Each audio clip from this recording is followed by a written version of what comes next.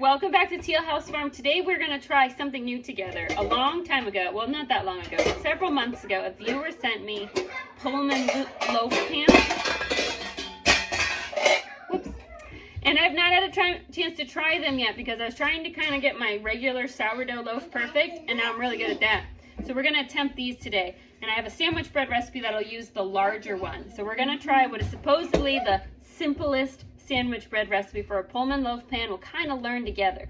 So I have a special helper today. Captain Hook is going to give me a hand. Hello. Tell me Hook, Isla. Say arr. Okay, Mommy. So most of this takes place on the mixer. We're not going to need by hand. Like I said, it's a simple recipe. So let's get everything set up and we'll try it together. Okay, you ready, Captain Hook? I'm not Captain Hook. Okay.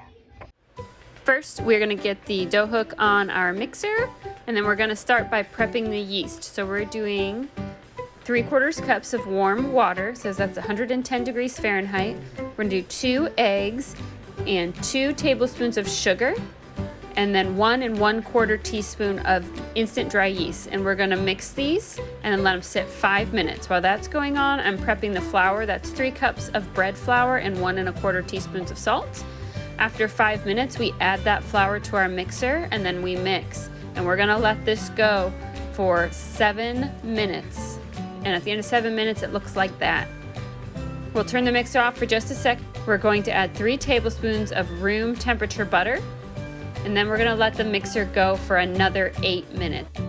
I know that seems like a lot, but I would much rather have the mixer doing it than my joints and hands. At the end of the 8 minutes, it looks like that. I was worried that maybe it was too sticky, but the final product came out great, so apparently this is just what it's supposed to look like. Put it out on some flour, put some oil in another bowl. Then we're gonna shape it into a ball. Try not to knead it too much, just kind of shape. It doesn't have to be perfect.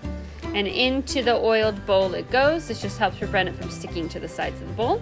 We're gonna cover it with a damp kitchen towel. You could also use clear plastic wrap and set it to rise. Now we're gonna do the first rise. So it says just to leave on your counter, but it's kind of chilly in here today. We haven't started our wood stove yet for the year, but it's been cold the last few days. I don't think it's even 70 in the kitchen. I think it's in the mid 60s, and hence the flannel. So I'm afraid if I leave it on the counter, it's going to take forever. So I am going to put it in the oven. The oven is off. I had used it to cook earlier, so it's just a little bit warm, but it is not hot at all. So I think that'll probably be perfect. And that way the proofing process actually gets done because the dough won't be too cold. So we're going to check it after 45 minutes since maybe it's a little too warm in the oven. We'll just kind of see. I'm new to this. We're learning together, but I'm excited to try these pans out.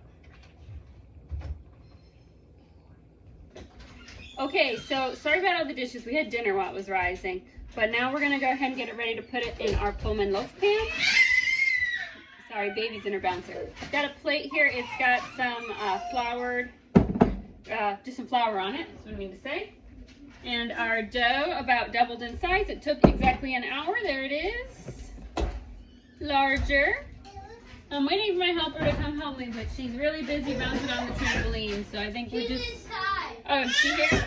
Yeah. You ready, Goops? No. So with the pan, I'm using this, it's a 9x4x4, just what the recipe's for. I do have a smaller one too, but we're not using that today. And I have buttered the inside of the pan, and I have also buttered the lid. Okay. You ready? Yeah. I'm gonna plop this out. Ready? Pull it out so it plops in the flour. Boop.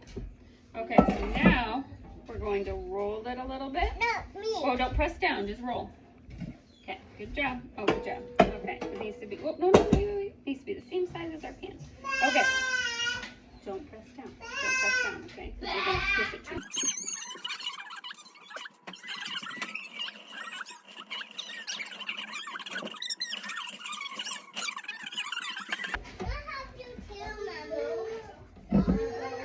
Like that. We're going to cover with our kitchen towel again for about 30 minutes.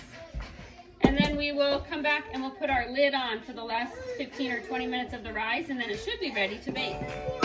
The second rise is 40 minutes, and so first 30 minutes were just with that towel on top. And then we slid the cover on and preheated the oven to 380 degrees Fahrenheit. finishes the second rise on top of the oven while the oven preheats, and then after about 10-15 minutes, we slip it into our warm oven, and we're gonna bake it for 35 minutes. I couldn't find anywhere where it gave me rules about how soon to remove the lid, so I just slid it off when it came out of the oven. Let me know if that was wrong, but it really smells great, and it looks pretty good too. Okay, it's the next morning. What I did last night, I just stored it back in the pan. I pulled everything off all the way and then stored it in the pan. Just seemed like the easiest thing to do. It's kind of like a little mini bread box. But let's get it out and cut into it and see what we're thinking. Sorry, the baby's eating her breakfast. See what we are thinking, how it came out.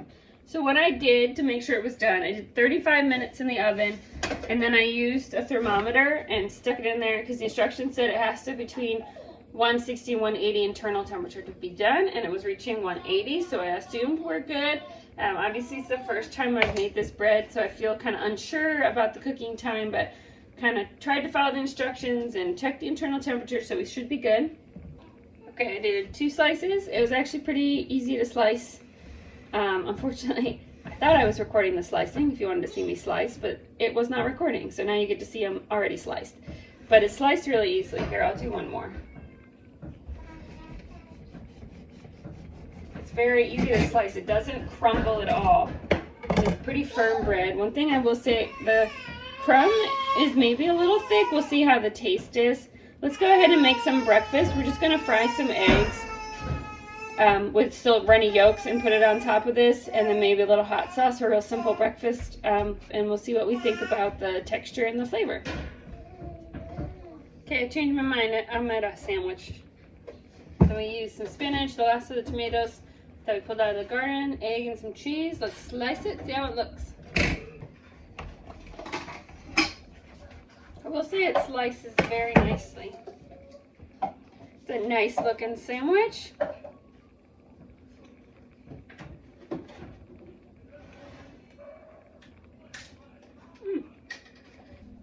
So it's a real nice bread. It's sliced really easily. I love that it's the rectangle shape. It didn't quite rise all the way to the top of the pan on the corners, and I think where I went wrong is I didn't measure the temperature of the water. I just did hot water.